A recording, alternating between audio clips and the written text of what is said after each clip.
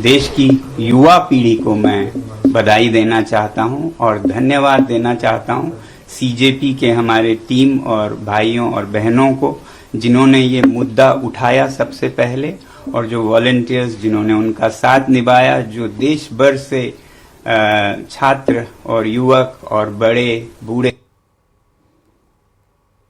सोनम वांगचुक की टिप्पणी आप सुन रहे थे और उनकी भी प्रतिक्रिया हूं मैं।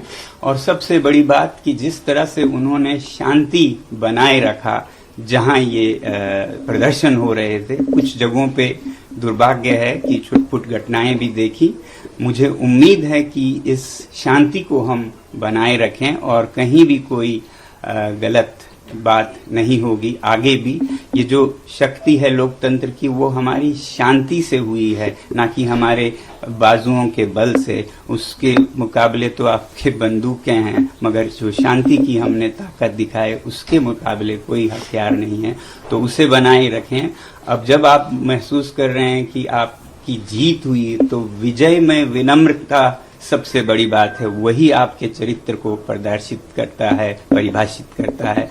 तो अब जब इस आंदोलन को जरूरत पड़े और कुछ आगे लेना हो या फिर अभी रोकना हो, जो भी करें बहुत ही शांति से करें।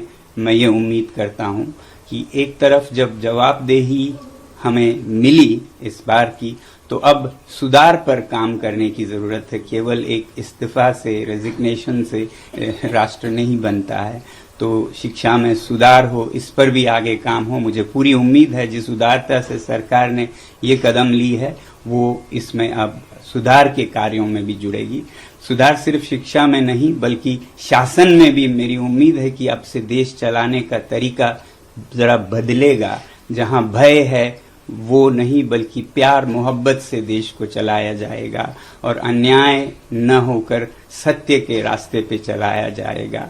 और वैसे ही जहां कहीं भी जिस रूप में भी भ्रष्टाचार है उसे हटाया जाएगा और सच्चाई के रास्ते पे एक भारत देश के लिए और विदेशों के लिए भी एक उदाहरण बनेगा, सच में विश्व गुरु बनेगा।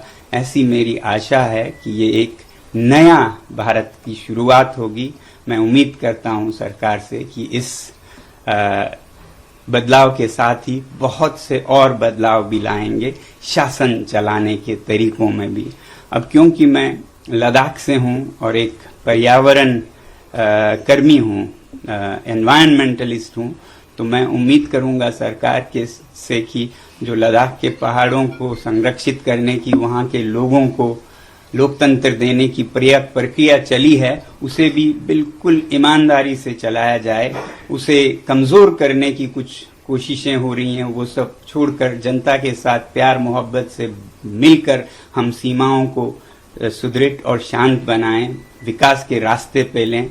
तो लद्दाख में बहुत ही ईमानदारी से लोगों के साथ ये प्रक्रिया जारी हो। बल्कि हमारे पड़ोसी राज्य जम्मू कश्मीर में भी, जहां भी लद्दाख में हो, जम्मू कश्मीर में हो, जो लोगों से वादे किए हैं स्टेटहुड के, लोकतंत्र की, वो वहां भी बहाल हो, ये हमारी उम्मीद है। ये तो मैं अपने हिसाब से कह रहा हूं क्योंकि मैं उस इलाके से आता हूं। तो बाकी देश में शिक्षा में खासकर सुधार हो, बदलाव हो। किसी भी बच्चे को, किसी भी अभिभावक को जो इन बच्चों को गुजरना पड़ा, उसमें न गुजरना पड़े। मैं आभारी हूं पूरे देश का। और